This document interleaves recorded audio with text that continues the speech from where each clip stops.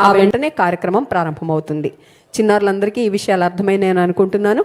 మీ అందరు కూడా విలువలతో పెరగడం అనేది మీరు గమనిస్తున్నారు. ఇప్పటికే మీరు పాటిస్తున్నటువంటి విలువలు చాలా గొప్పగా ఉన్నాయి.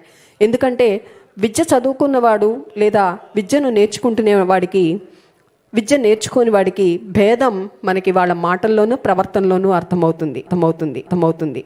చాలామంది సంస్కారవంతులు విద్య లేకపోయినా సంస్కారంగా ప్రవర్తిస్తారు. కానీ చదువుకొని కూడా సంస్కారం లేని వాళ్ళని మరి దేశమే కాదు ప్రతి ఒక్కరూ గర్హిస్తారు. సో ఇప్పటికీ మనం తప్పనిసరిగా ఆ అంశాలు దృష్టిలో పెట్టుకుందాం. ఆ వెంటనే కార్యక్రమం ప్రారంభమవుతుంది.